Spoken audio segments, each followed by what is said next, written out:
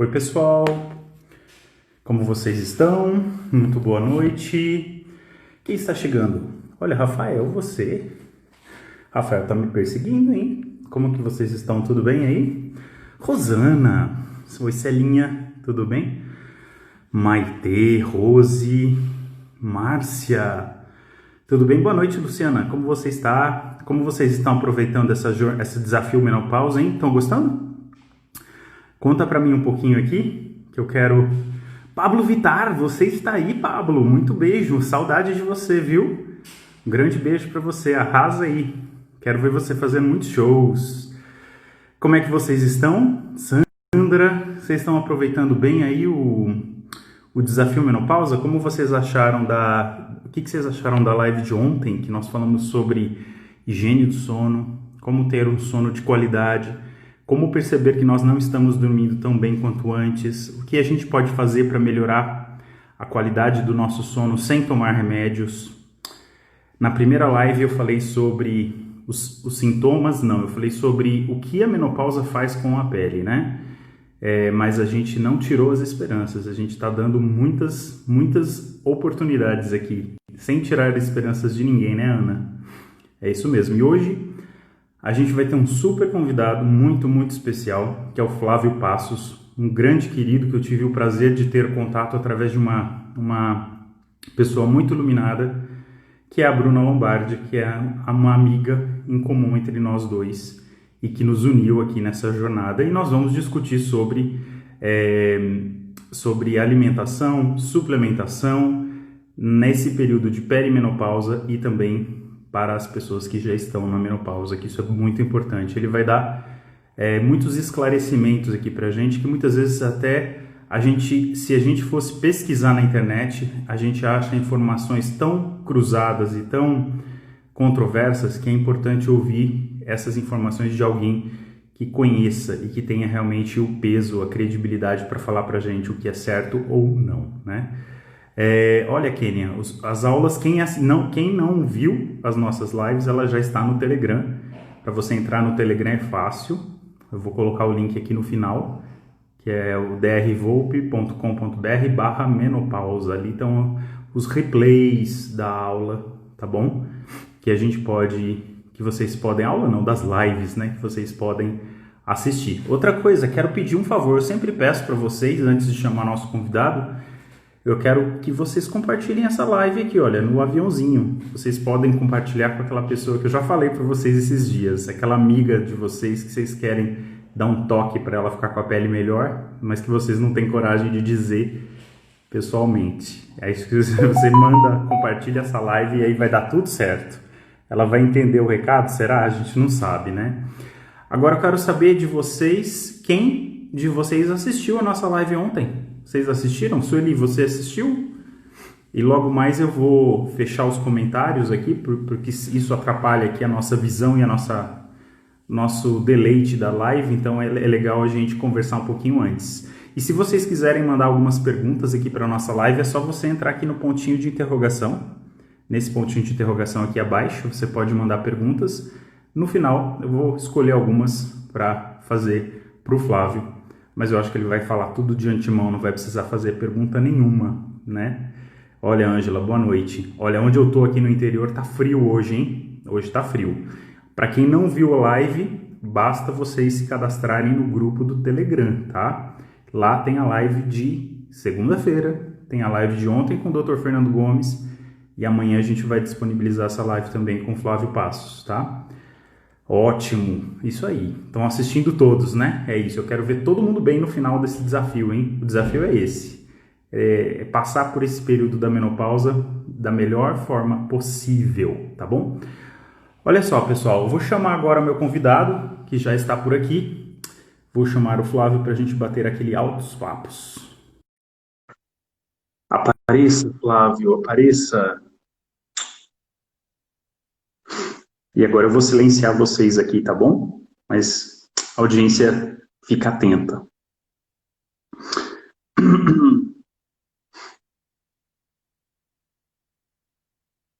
Franciele.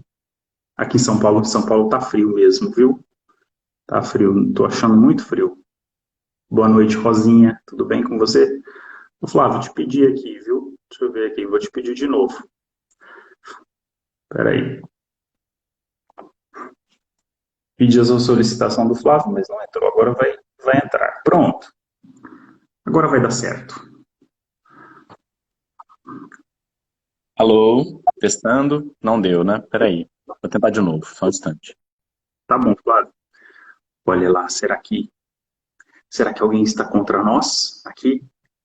Pensar, né, teoria da conspiração. Será que não querem que a gente aprenda tudo? Hein? Deixa eu chamar de novo. Quando acontece isso, na verdade, às vezes a gente tem que. Ele sai, ele volta de novo, aí a gente chama ele novamente. Vamos ver. Vai dar certo. Pronto. Agora vai dar certo. Alô, Olá, Flávio, tudo bem? Como vai você? boa noite a todos. Boa noite. Muito obrigado por participar, aceitado esse convite de participar aqui do nosso desafio. É um prazer estar aqui com você. Estava ouvindo você falar no começo, sentindo sua energia serena, A muito minha energia gostoso. serena. Isso é bom de falar, né? Obrigado. Não é à toa que tem tanta gente que gosta de te ouvir. Obrigado, viu, Flávio? Assim digo mesmo. Quero agradecer também a Bruna Lombardi, que nos ajudou aqui, né, nos colocou em contato para a gente participar dessa live. E eu queria começar perguntando algumas coisas que deve ser dúvida de muitas mulheres, né? Existe uma Desligar, relação entre... desligar os comentários primeiro, pode ser? Ah, vamos lá. Existe uma relação entre menopausa e alimentação que você possa falar para a gente? Sim, com certeza, né? Acho que a primeira coisa que faz sentido levar em consideração é que a saúde é um projeto de longo prazo, né? Nós Uhum. obtemos na maturidade aquilo que nós cultivamos ao longo da vida.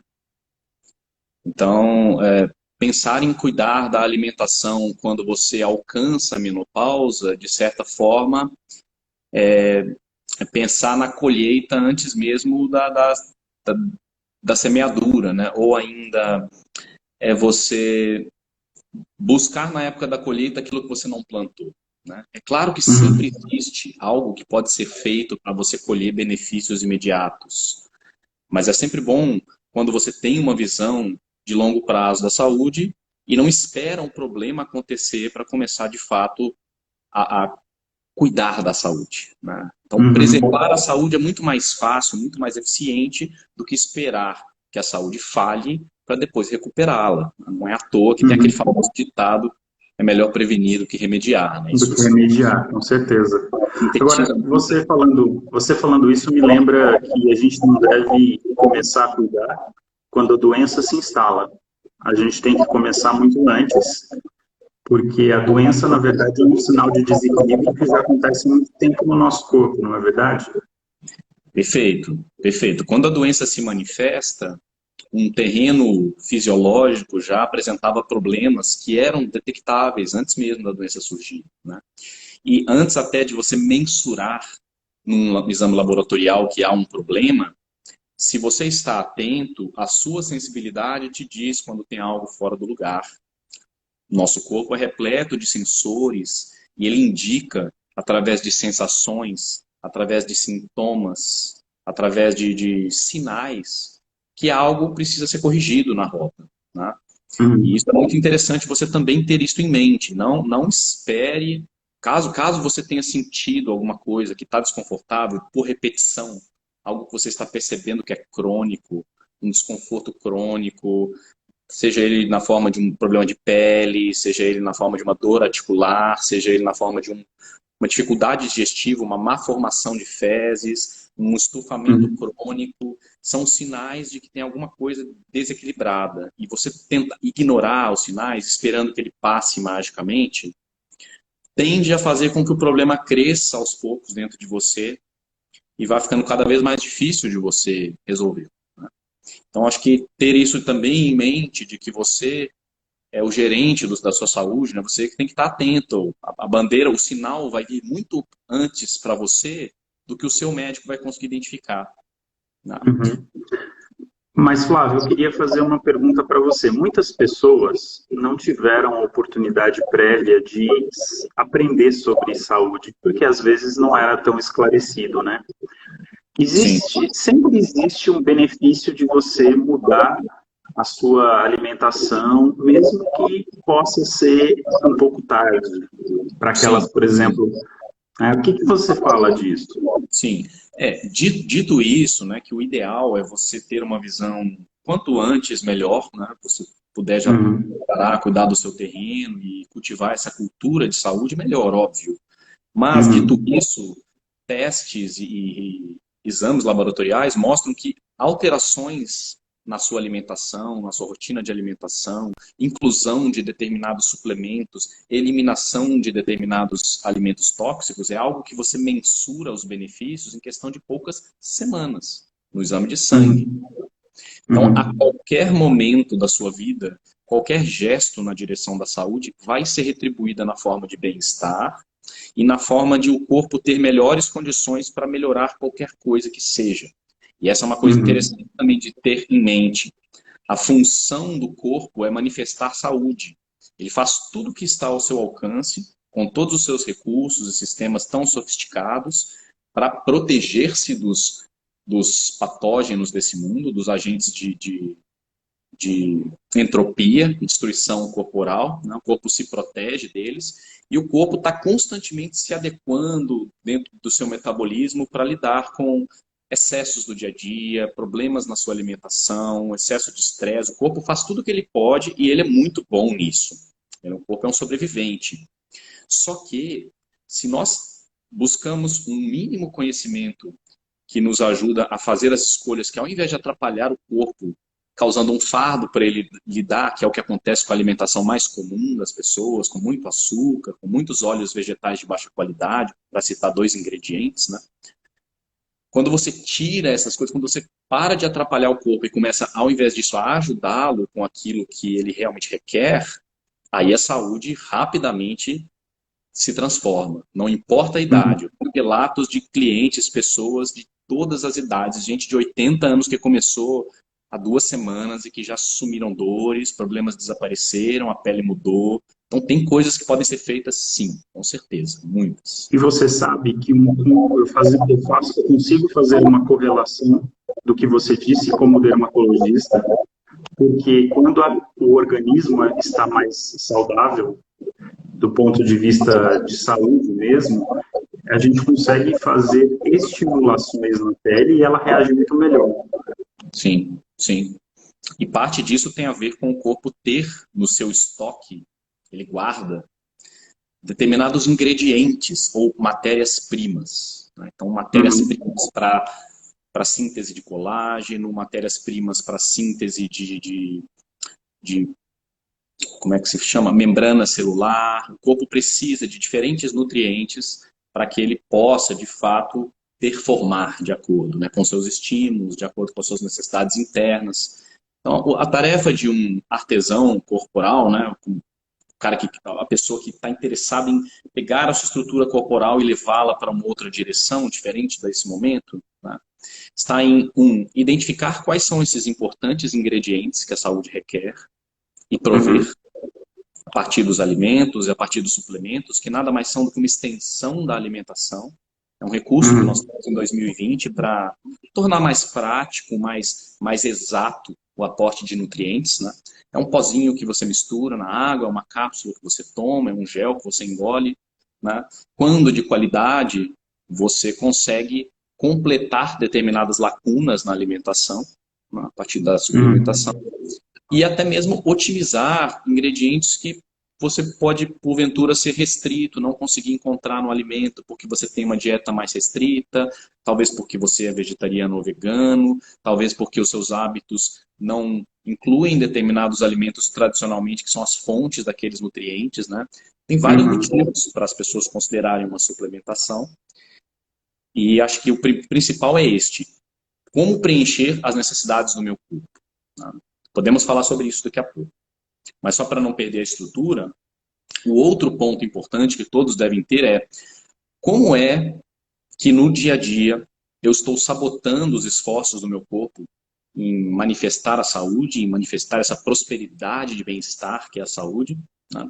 A partir de alimentos que o meu corpo não tem compatibilidade em processar, digerir, e como que isso pode estar incomodando em níveis muito profundos, causando doenças, causando desequilíbrio, causando perda de beleza, né? Coisas que, de fato, são preços que pagamos quando sobrecarregamos o organismo com aquilo que ele não consegue processar adequadamente, né?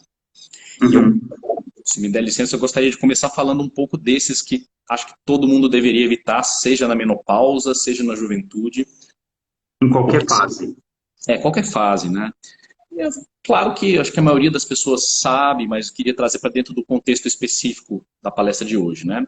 Acho que os dois principais vilões, se eu fosse apontar hoje, os dois principais vilões em termos de volume de evidência científica que demonstra o tamanho do dano que a presença desses ingredientes causa na dieta são, primeiro, fontes concentradas de açúcar, seja o açúcar da cana, o açúcar do milho, o açúcar da beterraba, ou o açúcar que vem de uma mandioca na forma de uma maltodestrina, o açúcar que vem da mandioca na forma de um polvilho, que é um refinado, um amido muito refinado, que é absorvido pelo seu corpo e processado de forma semelhante ao açúcar. A própria tapioca não deixa de ser um exemplo disso, né? A farinha de trigo, são diferentes formas do açúcar que, a partir dos anos de dominação do ser humano pelo planeta, nós desenvolvemos primeiro a agricultura, e nos trouxe alimentos que não fazia parte da nossa ancestralidade, na forma de grãos, na forma de gramíneas, como o capim da cana, por exemplo, né?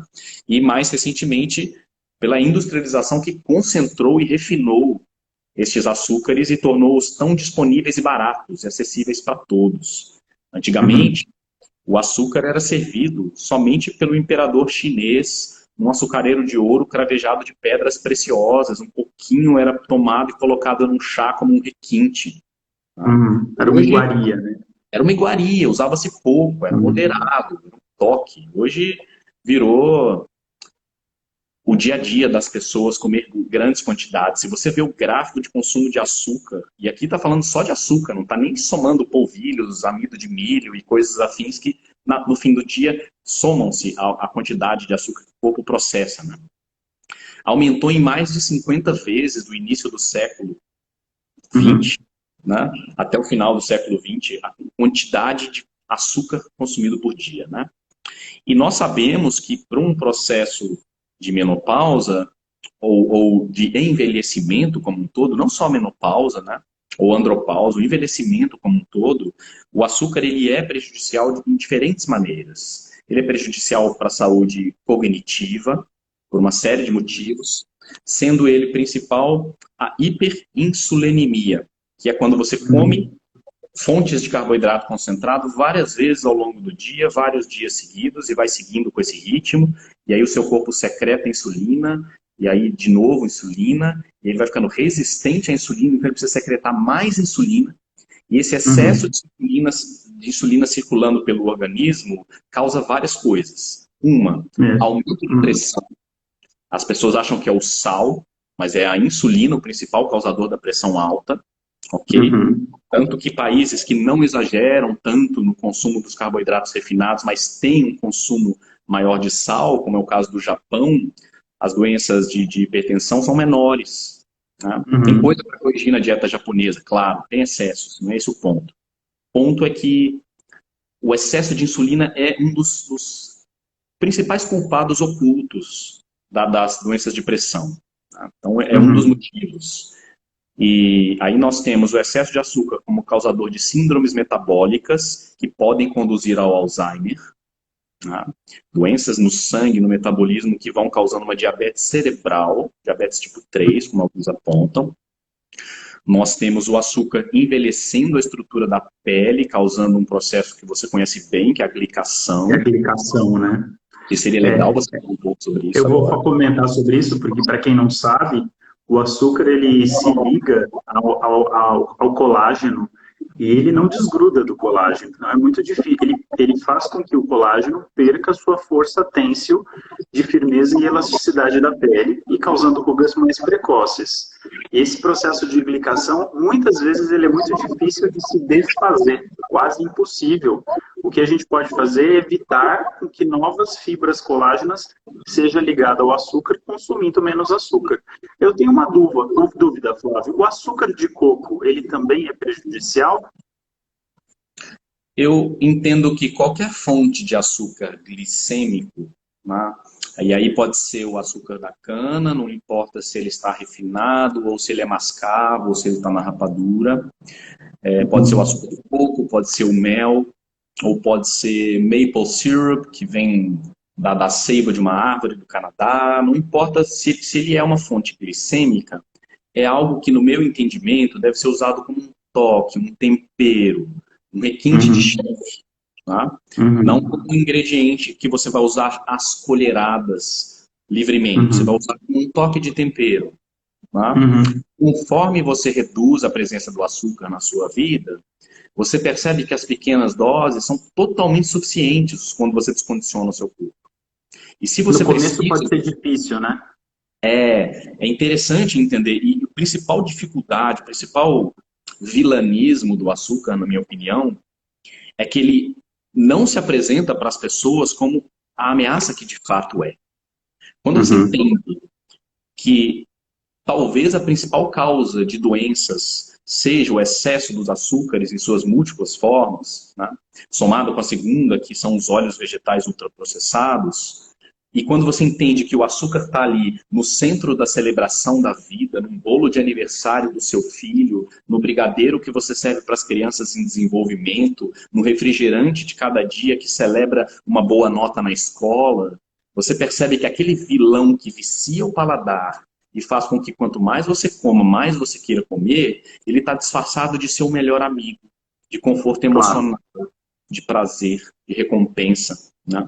Isso é muito comum na menopausa, porque na menopausa a mulher ela tem as alterações hormonais, é uma fase em que ela fica mais sensível, e muitas vezes ela tem essa vontade de comer alimentos doces, então isso pode acontecer bastante. Qual seria a alternativa? Porque visto que muitos adoçantes também fazem mal. Existem opções e a ciência tem avançado nesse estudo porque o problema é grande e nós queremos a alternativa perfeita, que é o doce que não tem retrogosto de adoçante, não faz mal para a saúde e não impacta o açúcar sanguíneo, correto? Esse é o sonho dourado. O ideal.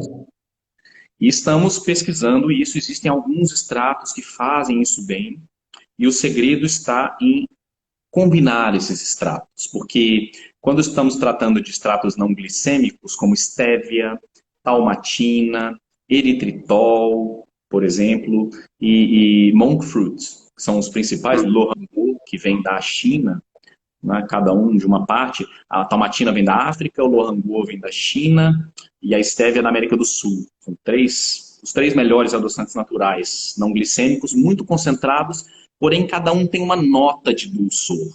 Você tem aquele que é mais agudo, mas que não preenche. Você tem aquele que é mais grave, mas não tem intensidade.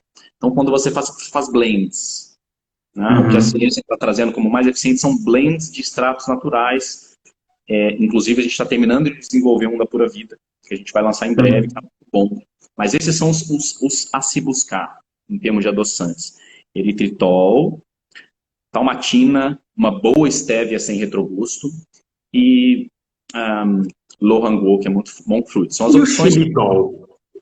O xilitol, ele é bom também, ele é um adoçante de baixo impacto na glicemia, porém, quando a pessoa tem algum processo de disbiose, que é um crescimento desordenado de bactérias no seu microbioma, no seu tubo digestivo, nos seus intestinos, pode ser que a fibra do xilitol, que ele é uma fibra fermentada, né?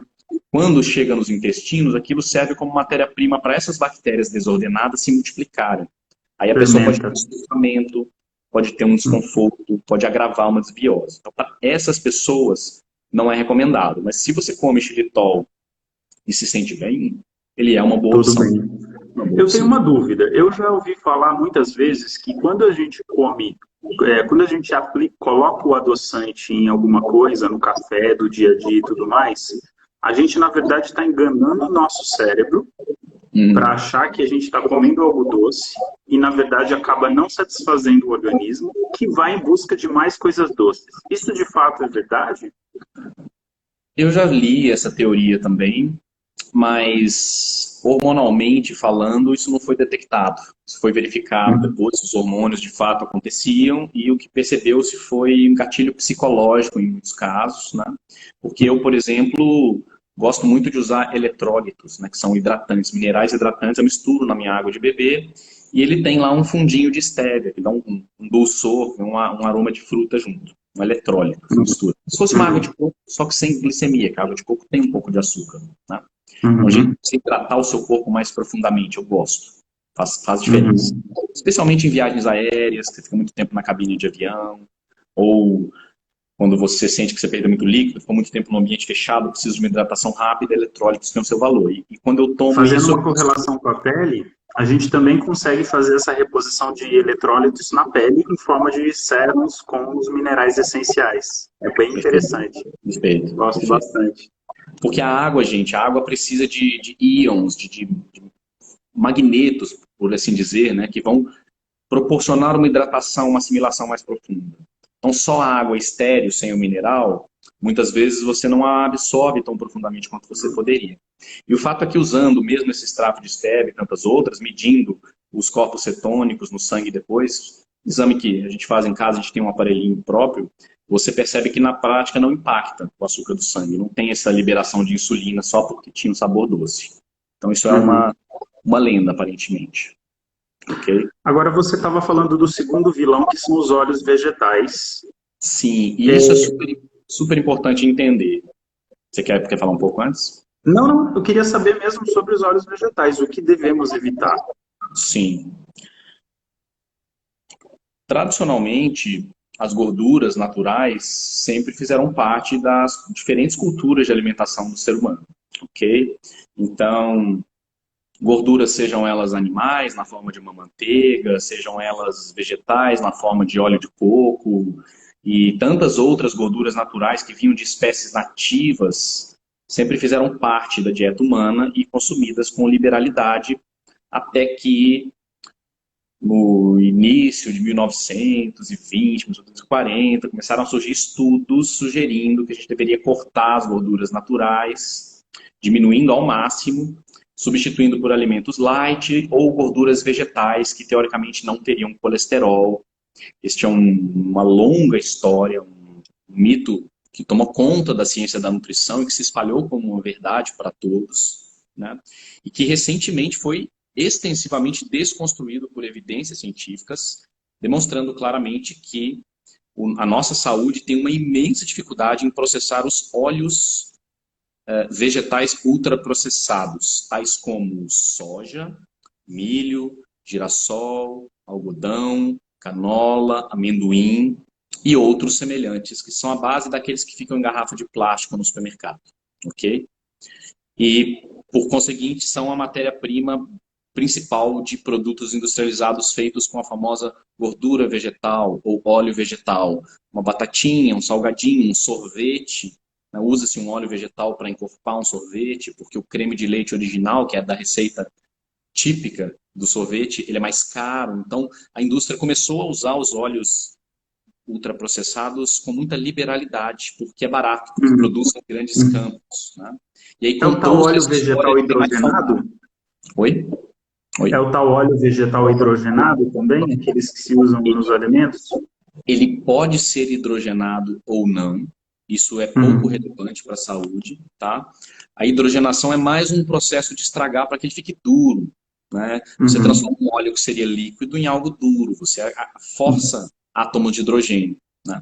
Criando a famosa margarina ou as Uhum. coberturas de bolo que ficam, que não derretem, sabe aquelas coberturas branquinhas? Sei, que não desfaz. Passam horas e ela continua lá intacta, né? Fora da Linda.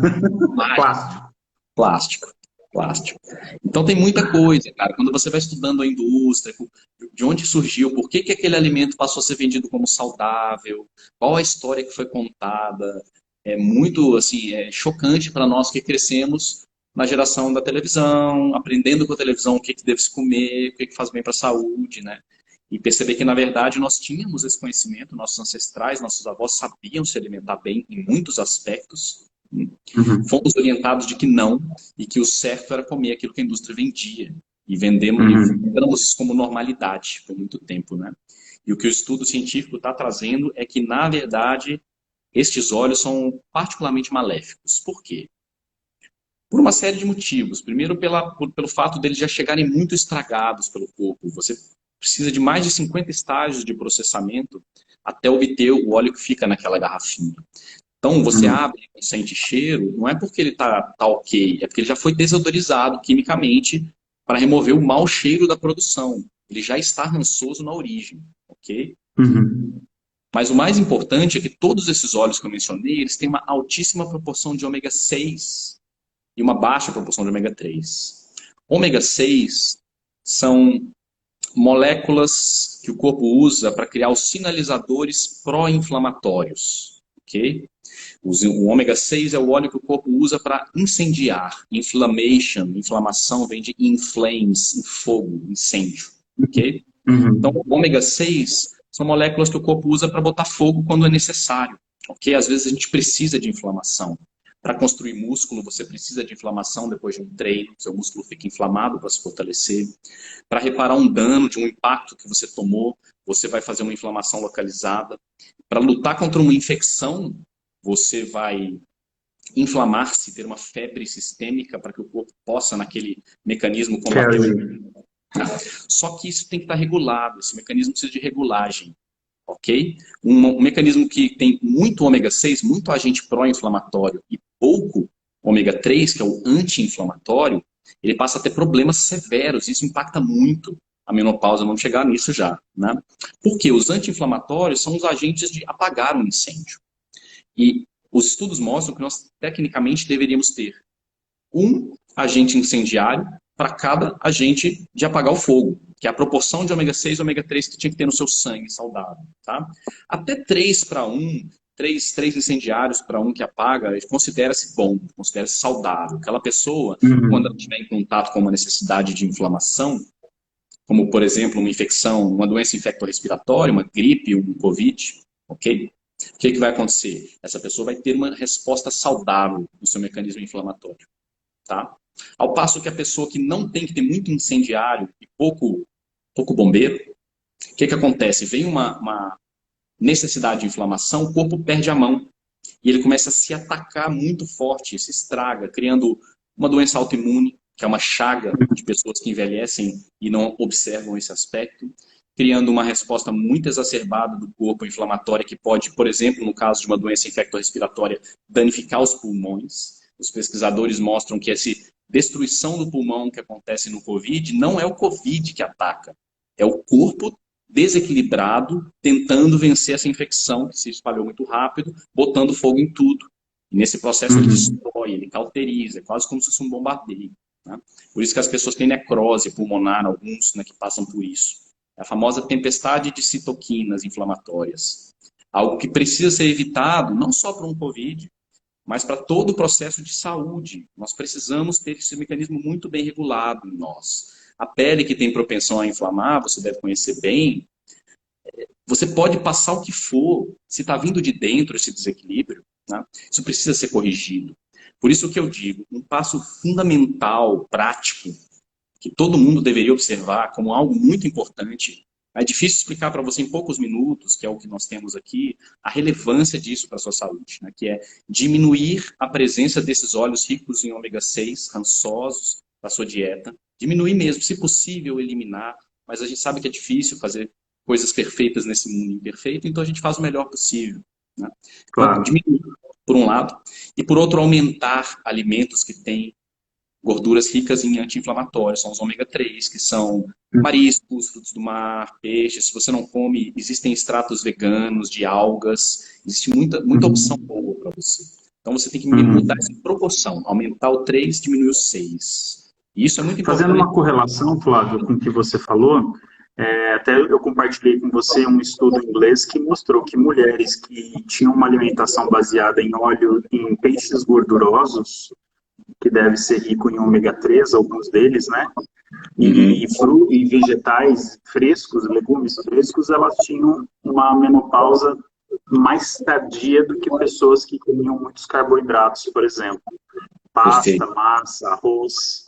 E, de perfeito. fato, isso tem a ver muito com essa questão inflamatória subclínica, né? Porque não é uma inflamação que você sente, é uma inflamação que está disfarçada. Disfarçada. Disfarçada. Bons médicos vão saber ler isso nos seus exames, porque vão saber combinar diferentes indicadores, vão estudar ali os triglicéridos, por exemplo, para entender a sua glicemia em jejum, vão entender o que está acontecendo, os seus marcadores, proteína C reativa, se você tem uma propensão inflamatória, né?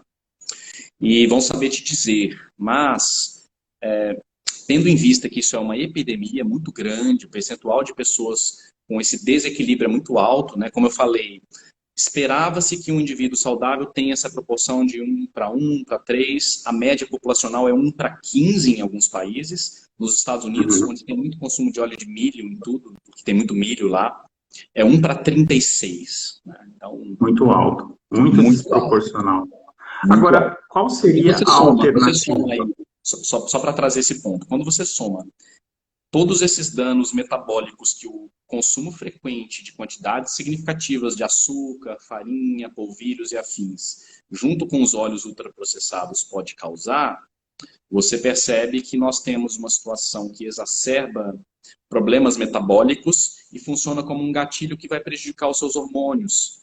Parte da magia da saúde hormonal está em você deixar que determinados hormônios circulem livremente pelo organismo de vez em quando, né, em certos períodos. Coisa que você faz muito bem quando você está dormindo sem comer, por exemplo, né? Uhum. Porque quando tem o hormônio insulina circulando, você tem um hormônio prioritário. Quando ele entra em cena, todos os outros se recolhem. E se você tem o tempo todo essa hiperinsulinemia, por um lado, ou por outro lado, esse desequilíbrio inflamatório, os seus hormônios pró-longevidade, que vão deter esse processo de envelhecimento, que vão manter a sua massa muscular, que vão manter a sua estrutura óssea, que vão manter a sua cognição funcionando, eles sofrem. Você tem um aporte menor, você se desgasta antes do tempo, a menopausa pode chegar de forma precoce, conforme esse estudo sugeriu. Acho que isso explica um Uhum. pouco. E se a gente deve evitar o consumo desses óleos vegetais, qual é a alternativa? O azeite, por exemplo? O azeite de oliva sempre foi e continua sendo uma opção muito boa para a saúde de óleo, ok? Desde que seja 100% oliva, ele não tenha sido misturado com óleo de soja desodorizado numa falsificação, o que infelizmente é relativamente comum em grandes marcas, né? Porque diversos estudos já mostraram isso, um inclusive publicado na Unicamp em 2016, se não me engano, onde eles pegaram toda o estoque de azeite de oliva no Brasil e fizeram uma metrificação de azeite de oliva português. Chegou-se à conclusão de que só no Brasil eram vendidas 3 vezes mais azeite de oliva português do que toda a safra de Portugal conseguia produzir, né? Então, Nossa! a conta não fechava, né? Era o milagre da multiplicação dos azeites. E, e o fato é que você tem que tomar cuidado, você tem que escolher um bom azeite, mas sendo só oliva, e tem muitas boas opções no mercado, eu particularmente tenho gostado dos azeites brasileiros, boas marcas de azeites produzidos aqui, procure que você vai encontrar, já está nos principais supermercados, estou dando suporte para esses produtores nacionais, não só porque é legal um bom azeite surgir no Brasil, mas também porque eles estão fazendo um trabalho incrível. Procure por marcas brasileiras ou marcas chilenas que também têm um altíssimo índice de pureza em comparação com os outros. Ok? Agora, Essa é uma boa dica. O eu azeite, posso inclusive, aquecer o azeite? só um acréscimo interessante sobre o azeite, que ele tem um tipo de óleo, que é o ácido oleico, que por um lado sacia o apetite, te deixa saciado com menos comida, isso é bom, porque quem come menos vive mais, isso a ciência demonstra também. Então a chave para isso é densidade nutritiva, você comer alimentos que saciam, que entregam aquilo que o corpo precisa e não calorias vazias, né?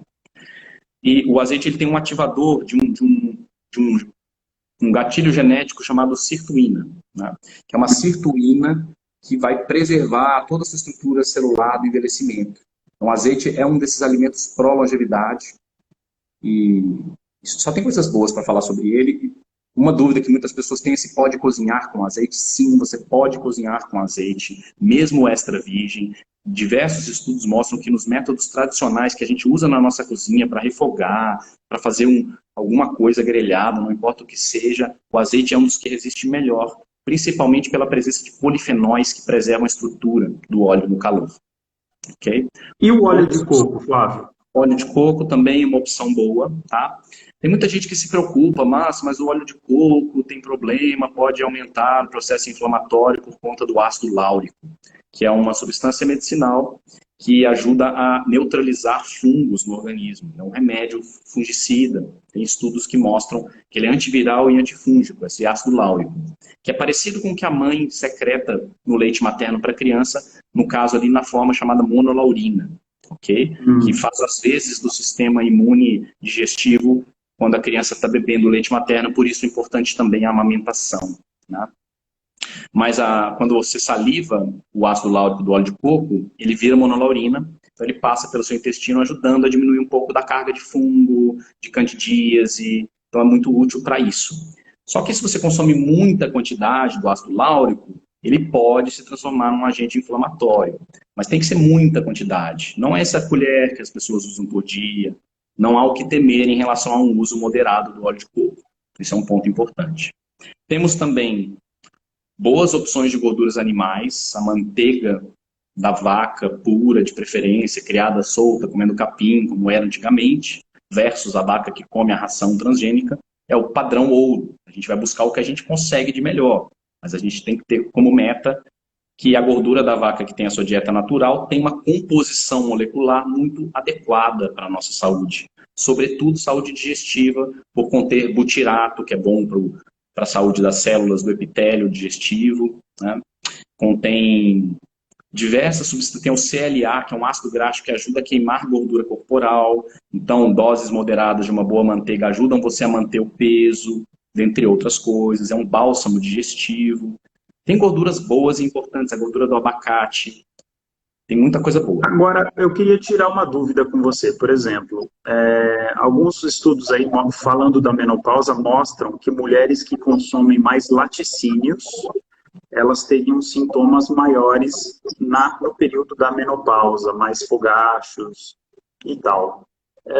Existe uma base que explica isso? Algo que poderia explicar essa questão?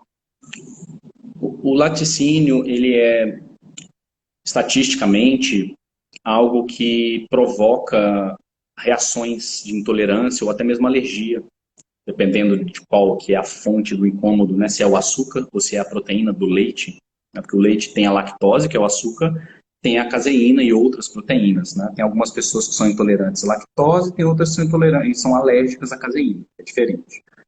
Se essas pessoas, que são um percentual alto da população, estima-se cerca de 43% da população mundial, se essas pessoas incorrem na repetição de ingerir aquilo que não é compatível com elas, isso tende a ser um gatilho inflamatório também.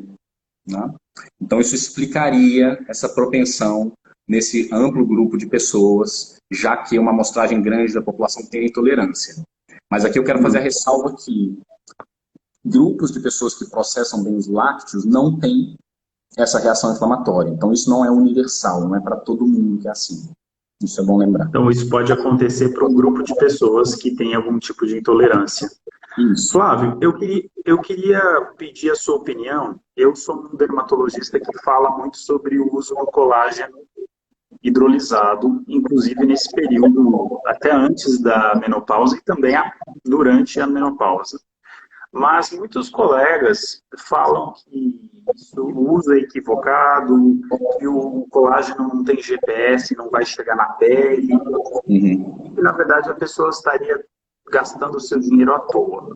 Eu queria a sua opinião sobre isso. Sim. Eu pesquisei bastante esse tema. Por um período eu também fui um desses seus colegas, né, que acreditava que assim não havia uma forma de você estimular a produção natural do corpo a partir da ingesta do colágeno em si, tá? Depois eu fui pesquisar mais minuciosamente e eu descobri várias coisas interessantes, tá? A primeira é que, de fato, você ingerir a proteína do colágeno com a expectativa de que ela seja absorvida e colocada no lugar do colágeno, não é assim que funciona, ok? Então, o colágeno que é uma proteína que o seu corpo sintetiza a partir de aminoácidos, sejam eles quais forem. Pode ser o aminoácido presente no feijão, no iogurte, no ovo, na carne, no peixe. Pode ser o aminoácido presente na proteína do colágeno também, assim como na whey protein, na proteína vegana, não importa, ok? Então, esta matéria-prima pode vir de diferentes fontes. Tanto que a Bruna não toma colágeno, né? Ela já me falou. Bruna vegetariana, colágeno é de fonte animal. Diz que não toma colágeno, não precisa falar o que é a beleza dela, né? Acho que todo mundo sabe disso. E é um exemplo de que o corpo consegue obter o colágeno de outras fontes, ok? Então ele precisa de um bom aporte de proteína, seja ele qual for, e ele precisa de vitamina C, muito importante, aumentar a dose de vitamina C, porque é necessário para a síntese de colágeno, tanto que os marinheiros que faziam longas jornadas em barco, eles não tinham nada fresco, né? Comiam só peixe, esgotavam-se as frutas em pouco tempo, era um grão cozido. Depois de alguns meses, o corpo estava depletado de vitamina C, que é um nutriente que o corpo precisa absorver pela alimentação. E aí elas começavam a ter escorbuto, que é uma doença de fratura de artéria, que por perda de colágeno. O corpo vai perdendo, falta de vitamina C causa perda de colágeno, não só na pele, mas em tudo que é ligamento. Então é super importante pensar em vitamina C nesse aspecto.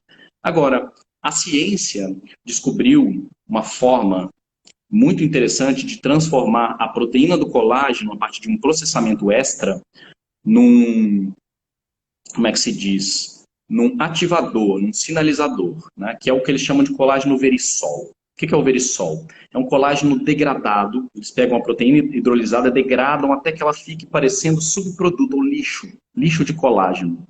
E quando isso passa pelo organismo e o exterior da sua célula recebe esse ativador, ela entende que acabou, que ela expulsou o resíduo. E dentro dela, ela começa a produzir de dentro para fora, então, fazendo isso.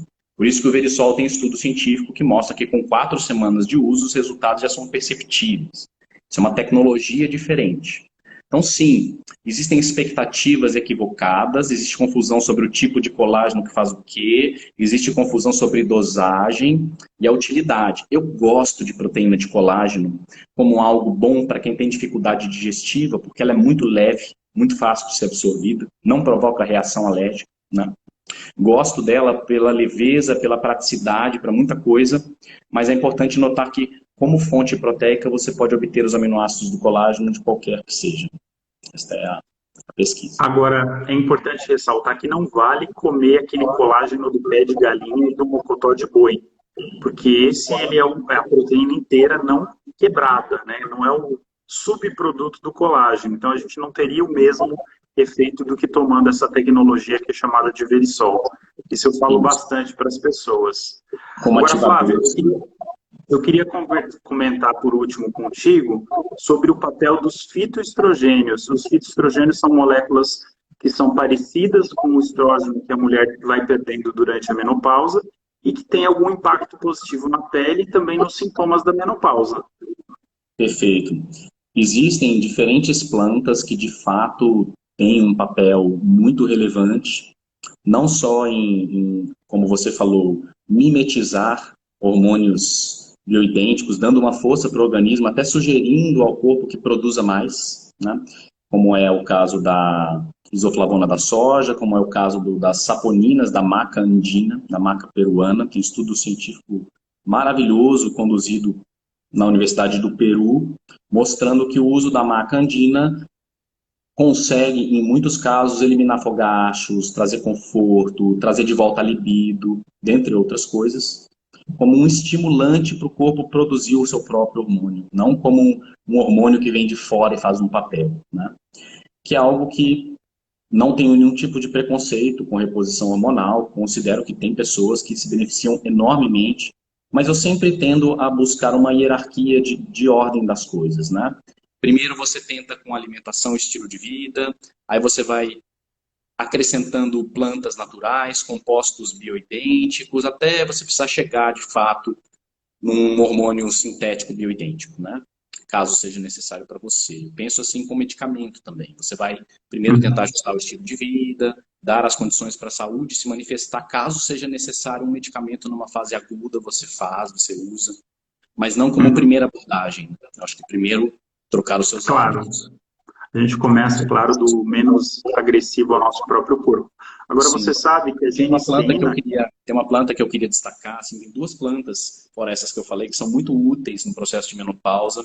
Uma delas chama-se espirulina, que contém um ácido chamado gama-linolênico, que é o mesmo princípio que você tem no óleo de borragem, no óleo de prímula, que é um óleo que tem uma propriedade de regulação hormonal muito favorável para a mulher, não só na menopausa, mas nas TPMs, na transição hormonal. E a espirulina é a fonte natural mais eficiente de entrega desse tipo de óleo. Tá? Quando você tira ele da prímula, ele tem muita chance de já estar rançoso por conta daqueles processos que eu mencionei.